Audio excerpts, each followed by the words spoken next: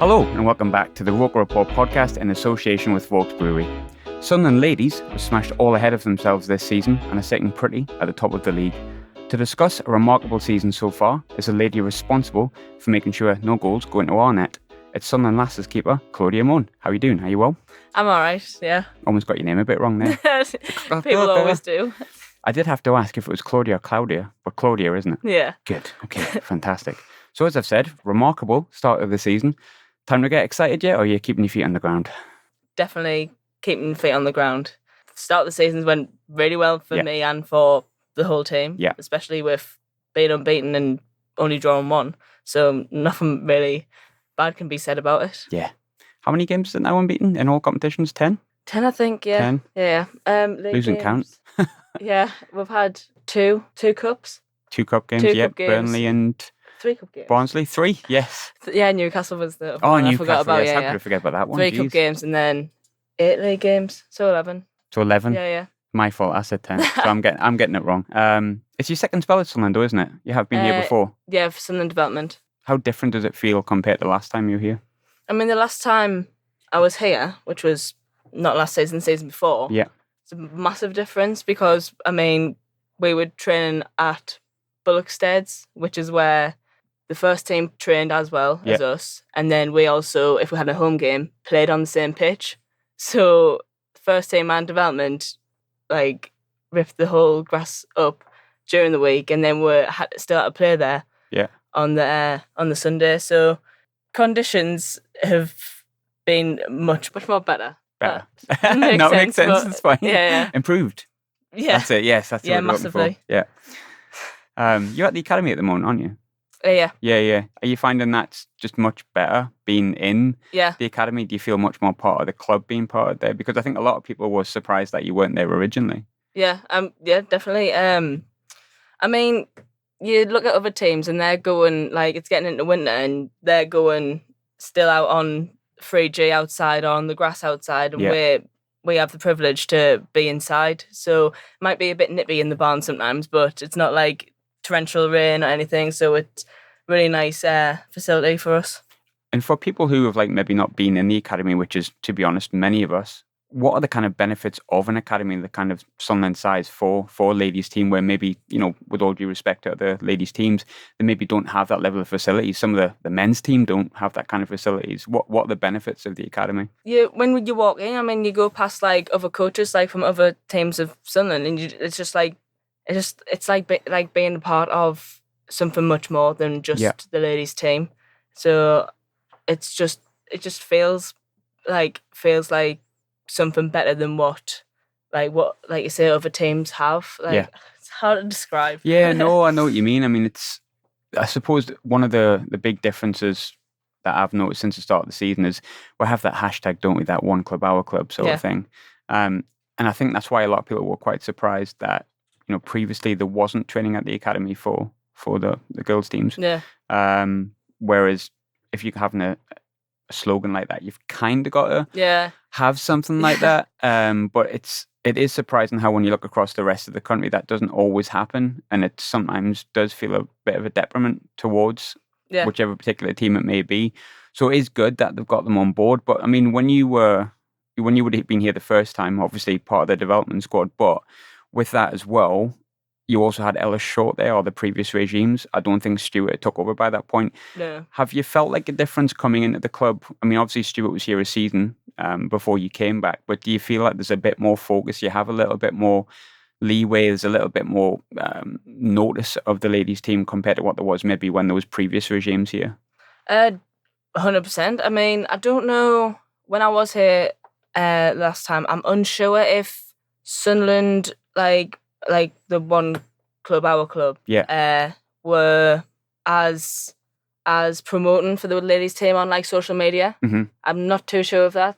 Maybe there might have been for... I think it's been a relatively fresh thing, hasn't it? Yeah, maybe there might have been for say that goal Stan scored. Yeah. I think that might have got some media attention from the men's, but I don't think... this is just I don't actually know, but because I didn't actually see it. Yeah. So from my personal view, didn't seem much. But this season, I mean, we've got Jess Brown getting goal of the month. Yeah. And and then Neve's goal at the weekend. That's got to get getting goal on of the month. Yeah. Sunderland men's Twitter. So it's much better. Feels much more involved, doesn't it? Yeah, it's it feels like there is a nice wealth of information you can get from it compared to what maybe happened previously. But there can still always be more. Yeah. There can still always be more, 100%. I wanted to kind of look at your own career so far, your own season, should I say, so far. You started the season technically as backup to Alison. She unfortunately broke her arm in the Huddersfield game. Now, the Huddersfield game, for people who may not be aware, the people who are aware, was obviously huge at the time. I think Huddersfield were top. I think it was on goal difference or something along that lines at that point. Huge game. We went 1-0 down at half-time. We made a lot of changes, a couple of changes at half-time that totally turned it around, but she broke her arm in about the 60th minute, I think. So you're coming on for like the last 30 minutes in a huge game. I think we were talking sort of off air. It was 1-1 at the time. What's it like to kind of come on with half an hour to go in a huge game? It's like the first game of the season. You're not expecting to come on. How do you kind of mentally prepare yourself for that? I mean, Mel, when Claudia get warmed up, and because usually when keepers go down, you don't expect them to stay down. Yeah. Well, that's from my experience. No, I agree. So I'm like, and she went, go get warmed up. So I ran down at the side of the pitch and I just stood and looked at Alison. I was like, oh, she actually is really hurt. And I went back up and she's like, is she all right? I went, I don't think so. And then it was a bit of a panic at first for me because I mean, I did not expect it. I just expected to get back up just a little. I just thought it was a knock. Yeah. But yeah, I just had to quickly get shin pads on, gloves on, just get on there. But I think for my performance from that game, I just had to go on all confident. I was nervous, very nervous, but I just had to do what I can. I couldn't have went on the pitch and backed off. Yeah. So there was times where I think I've put off their attackers because it's not like Huddersfield. It might have been 1-1 and we might have won 4-1, but it wasn't like Huddersfield didn't come forward. No. Because they did. They kept going. And there was some times when they've put the ball in and I've came for it, but I haven't got it. But I've put them off from getting anything from it. And I think that me doing that for myself has built my confidence up from there. Sometimes getting your first save, isn't it? It's like when a young debutant comes on and you think let's say a 17-year-old, 18-year-old kid, you might think, oh, they're being highly rated, but what they're going to be like. And then they got the first touch of the ball and they always repeat that, don't they? As soon as you got that first touch and you think, oh, okay, that's done and over with. It's kind of like me at the moment, my first exam in uni. I'm just waiting to get that one out of the way so the rest of them don't seem as nervous at the same time. But I mean, it's like that in any game, isn't it? I suppose when you come on but to come on in a game like that, you can't really mentally prepare yourself for it, can you? No. You're meant to professionally, but it's really difficult to come on with half an hour and say, right, you've got to keep a clean sheet or concede as little as you can and collect stuff as much as you can. But then you come out of the game and you've won 4-1. Huge game, and I think although the team was playing quite well at that point, and you would have not expected to win but hoped to win, that does seem to have changed the dynamic completely where we look at kind of almost dominant and unbeatable. Yeah. But how much did that benefit you that last half an hour? How much confidence has that given you for the games that you've played since? I mean, I came off the pitch relieved. I was I was quite thankful that I didn't concede because it's a massive downer for me, conceding. Yeah. It's even if we won, I hate conceding. Yeah. So to come off there without conceding, but to still win, it was a good start for me. I think even if we won and I did concede, I wouldn't be as confident going into the next game. Yeah. But the fact that I came on and I did my job and I did what I had to do made me more mentally prepared for the next game. It's almost like you felt you could do it. Yeah, that makes sense. Yeah. And you kind of need that, don't you? No matter how much you prepare through your life. The big thing for me, and I'm trying to put myself in your shoes here, which is it's kind of hard because you don't want to see me playing goals. I'm really bad. But in front of you, you've got Charlotte, who I know she's 25, but vastly experienced over a number of different teams and a number of different roles and a number of different positions, really. And you've also got Grace, who's obviously massively experienced as well. How much did they help being part of that, like the people that are just in front of you, them being so experienced and you coming on for your first game of the season? How much does that help having someone like that in front of you? Massively. I need them too because, as you say, they're very experienced, so they know what they're doing, they know what they're talking about, and they can help me as much as I try to help them. Yeah.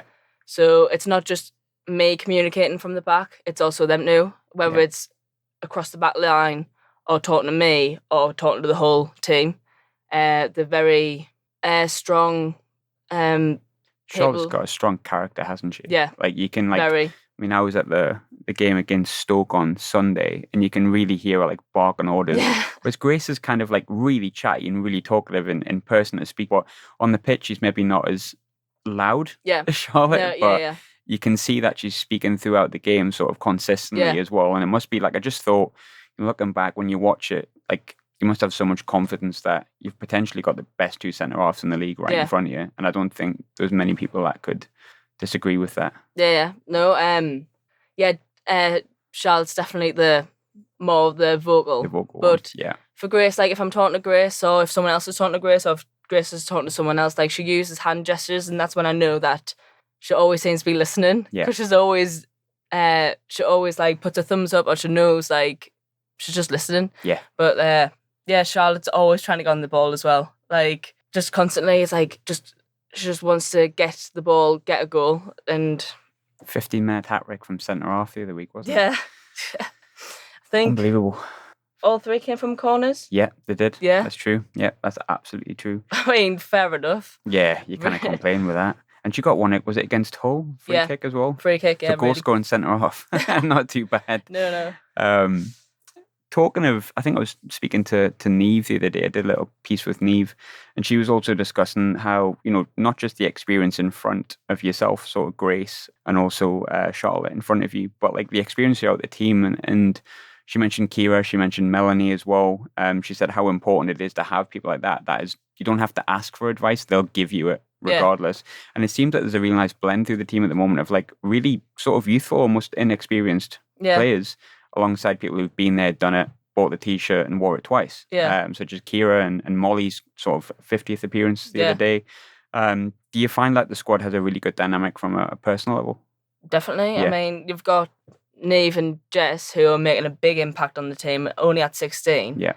And then you've got Kira, who's been there for who knows how many seasons, still making a big impact on the team. So, and then there's all those players in between all them. Everyone's got different experiences. Mm-hmm. So, and I think that's what helps the team, like, because it's a different team than what it was like 2 seasons ago. Yes, or even last season. Yeah. So I think it's good to have a mixture of like different experiences, different personalities, and just different ages of people. When it comes to that sort of stuff as well, and I've asked sort of numerous goalkeepers throughout the years, I've always found it quite interesting, right? It might sound like a daft question, so forgive me. But goalkeepers have one position in the team. And obviously at the moment, Alison's injured. So automatically you're going to be in there, but Alison is going to come back. I don't know how far away she is, but I'm assuming not too far away. She's got a cast on now, but she can take it off. She can take it off? Yeah. Okay. And she was at training on Tuesday doing some footwork. Okay. Yeah. So she's close? Yeah. So then you get that competition in place. And goalkeepers always seem to have a really good bond, the goalkeepers union and all that kind of stuff. However, when you're kind of competing against each other, how do you keep that competition healthy without kind of stepping on each other's toes? Because that must be quite an interesting dynamic, because you spend all the time together. You're probably best mates with each other. I know a lot of goalkeepers that hang out all the time together, but then at the same time, you're both vying for that one place. How do you keep it sort of healthy? Well, I think me and Alison we encourage each other. Yeah. In when Alison was in training, like we encourage each other in a match. Like if Alison made a good save or did something well, I'd like, I don't know if she heard me or not. I don't know if anyone heard me, but I'll be saying, "Oh, well done," and all this. But like in training, like if one of us makes a good save, then we're like, it's the other person saying, "Oh, well done." Yeah. And I think that just keeps us going, because you can't, with 2 goalkeepers, you can't have a negative relationship. It needs to be positive from both sides. So you go forward together, not just the person who's actually in the team, in the starting 11. Yeah. Wanted to speak a little bit about sort of Chris. How has he helped you improve your game, Chris Wilson? Well, I've had Chris a few times as a goalkeeper coach. Okay. So I've had him when I was at Gateshead College. Mm-hmm. And I think since then, because that would be like end of 2015 going into 2016. Yeah. both of us has improved, like as a goalkeeper and Chris as a coach. Yeah. Both are definitely more experienced now. But I've also had him at Newcastle when I was there. Don't swear in the podcast.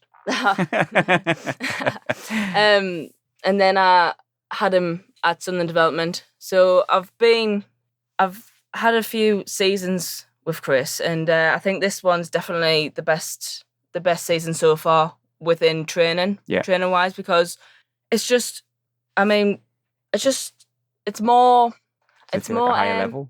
Yeah, definitely. Like, it's more testing as well. Yeah. So, but I mean, the season I had under development is quite hard because we're on like mud constantly, a boggy pitch constantly, and we're using these lights that were like generated that wouldn't even give you any part of the pitch. It would shine. Like as big as this room. Like, it would not give off much light. So that was, I think it was a struggle for the team and for Chris to do any drills when really you couldn't see, especially in the winter because it's pitch black. It was quite hard. But now, because we're in the barn, the facilities are there. It's much easier. It's just so much more enjoyable. Yeah. And like, Chris gives me a workout. So like, after I'm sweating. Yeah. And like, I'm ready for when Mel needs me to come into the drill. Yeah. With Chris as well, you've mentioned obviously you've been with him quite a while. So do you enjoy the fact that you feel like you've almost sort of had your football and education growing up with him, if that makes any sense?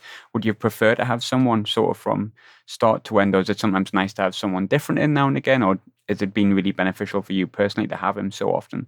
I feel like it's, for me to come back into Sunderland, much better knowing who my goalkeeper coach is going to be. Yeah. So I don't think I would have came in as confident when I was first training with the team. Yeah. But I came in and it was just, oh, how have you been? And then like, let's just get back into where we left off, really. Like meeting with a mate over a pint after a couple of years. Yeah. Same with Cragsy. He's just always alongside Chris as well. Yeah. And Cragsy was with me at Newcastle the first time I was at Newcastle. Swearing again. We talked a little bit off air about sort of goalkeeping idols, and you said there's no one specifically that you sort of looked at directly, but I suppose, I mean, in what I do, sort of interviews, I'll listen to sort of other interviews to see which bits I can take from other people and put my own sort of stance on it. Yeah.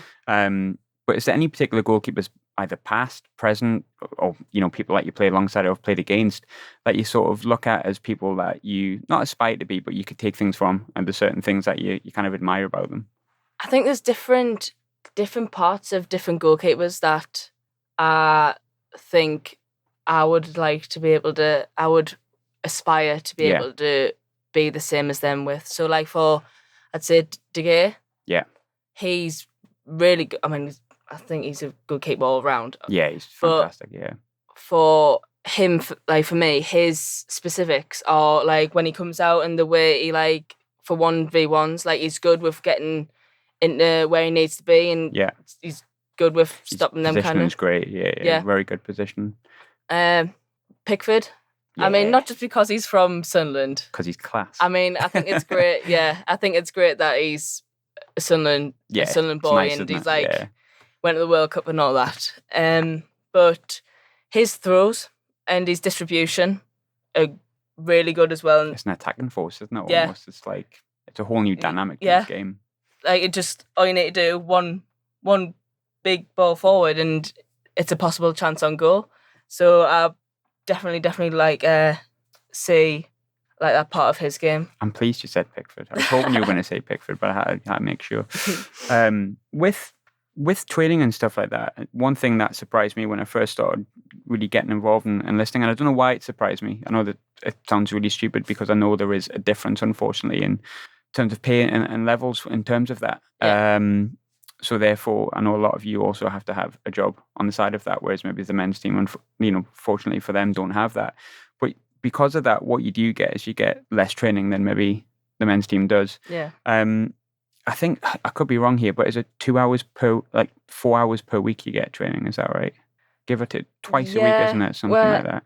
Start at 7:30. Yeah. Finish 9. So even like slightly less than that. Yeah. Is it difficult, or are you kind of used to that? I mean, I'm at uni and I do the uni football. Yes. So I have the extra training session on the Monday. So you don't feel like you're losing out on anything or anything like that? And I have S&C with them as well. So, I mean, because uni football is different to Sunderland. Yeah. So, training-wise, it's going to be different. And I'm not, because there's no goalkeeper coach at uni. Yeah. So, where I'm getting my specific training is at Sunderland, which is, I mean, and it's not a given time of how long I'm going to get for when Mel needs me in their drill. So it could just be half an hour, or it could be 45 minutes for how long I get with Chris. So I think there could be more. Yeah. For Sunderland ladies, could definitely have more training hours. Definitely.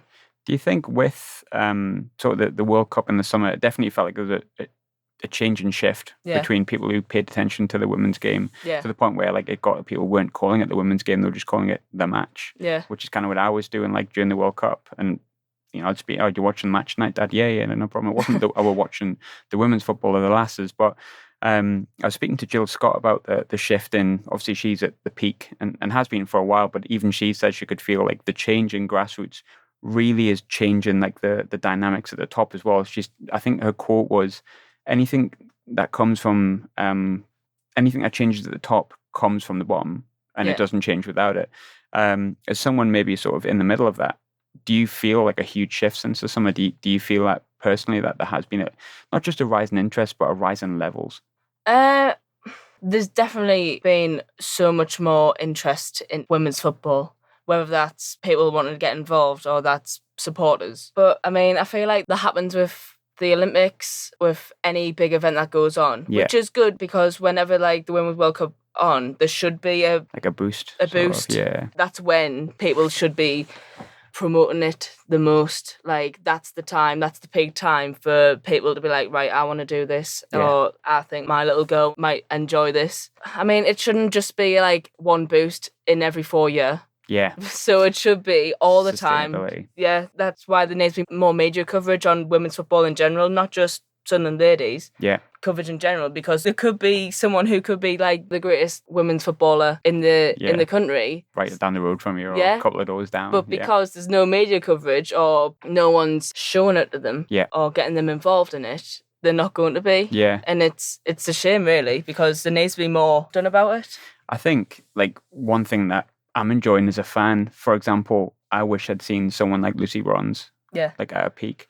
If I'd gone and seen Sunderland, say 7 years ago, instead of just going to see the men's team, I might have seen Jill Scott, Steph, Lucy, other Lucy, Demi, another one.